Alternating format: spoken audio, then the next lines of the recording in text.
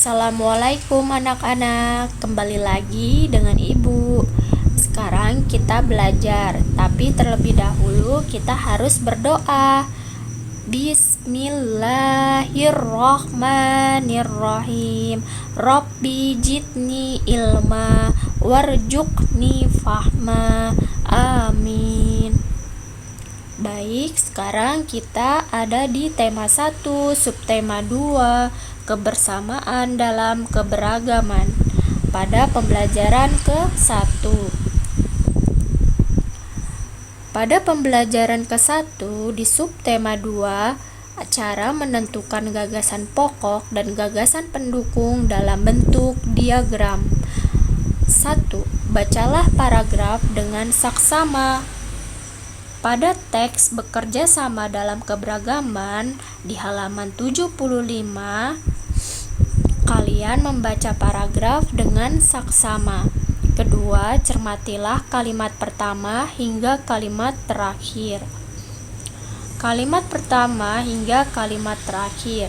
Tentukanlah gagasan pokok dan gagasan pendukung paragraf. Keempat, gagasan pokok adalah bagian inti, dapat ditulis di bagian atas atau di tengah. Jadi, gagasan pokok terdapat di kalimat awal atau di kalimat terakhir. Dan diambil saja bagian intinya. Kelima, gagasan pendukung adalah cabang-cabang dari gagasan pokok. Dapat ditulis di bagian samping atau bawah gagasan pokok.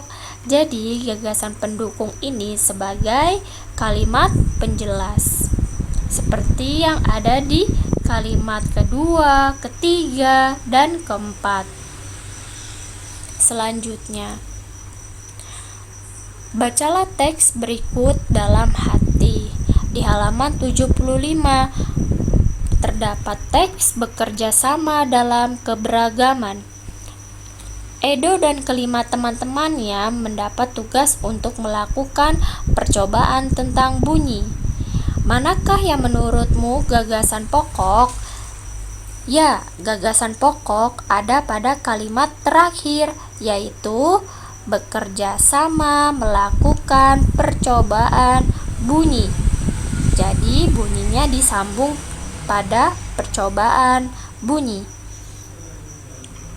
Dan gagasan pendukungnya kalian bisa ambil dari kalimat awal, kalimat kedua, kalimat ketiga, dan kalimat keempat serta kelima sebagai yang menjelaskan pada gagasan ini atau paragraf ini.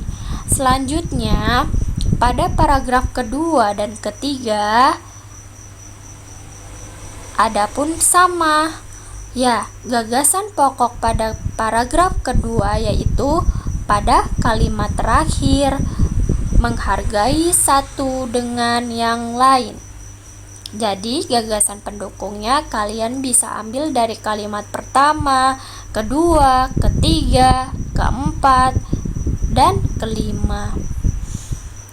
Mengapa gagasan pokoknya disebut sebagai menghargai satu dengan yang lain? Karena kalian bisa lihat pada gagasan pendukungnya, yaitu di kalimat awal saat percobaan akan dimulai, tiba-tiba terdengar azan. Siti dan Udin meminta izin teman-temannya untuk sholat. Teman-temannya mengizinkan mereka untuk melakukan ibadah.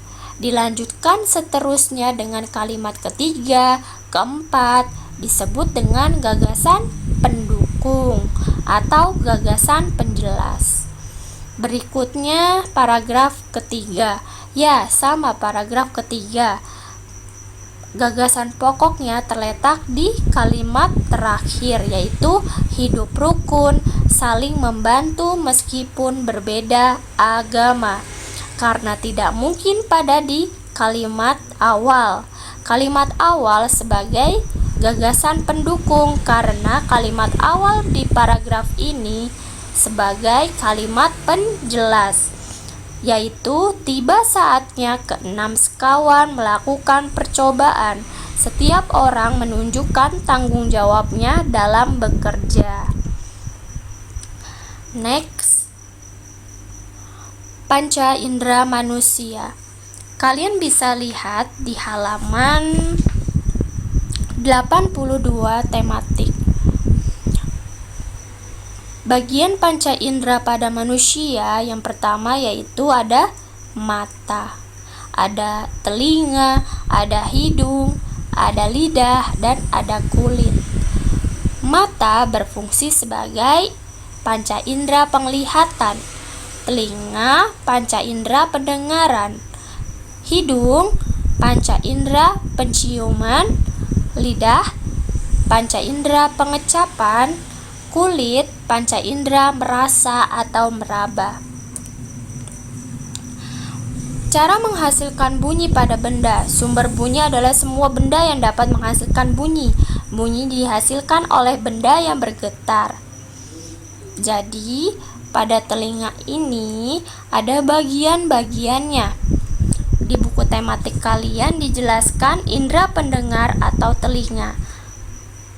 Hal apa saja yang perlu kita lakukan untuk merawatnya? Mari kita pelajari lebih lanjut. Di telinga bagian luar. Telinga bagian luar bisa dijelaskan ada di sini. Yang Ibu tanda panahkan. Ada telinga bagian dalam yang berwarna ungu dan telinga bagian tengah. Adanya gendang telinga. Selanjutnya. Nah, kita jawab dari hal apa yang perlu kita lakukan untuk merawatnya. Mari kita pelajari lebih jauh bagaimana telinga merasakan getaran. Kita jawab bagaimana telinga bisa merasakan getaran. Daun telinga berfungsi sebagai corong untuk mengumpulkan getar bunyi. Lalu, getaran bunyi tersebut masuk ke dalam lubang telinga. Apabila getaran bunyi mencapai gendang telinga ikut bergetar. Getaran gendang telinga menggetarkan tulang-tulang pendengaran. Selanjutnya, tingkap jorong dan rumah siput ikut bergetar. Dengan demikian kita bisa mendengar bunyi. Jadi kita harus merawat telinga dengan baik agar tidak mendapatkan gangguan pada telinga seperti tuli, otosklerosis, dan otitis media. Pada gambar ini ya. Sekarang tugas tematik tema 1 subtema 2 pembelajaran ke-1 yaitu 77, 78, 79, 82, 84, dan 85. Semangat mengerjakan anak-anak. Wassalamualaikum warahmatullahi wabarakatuh.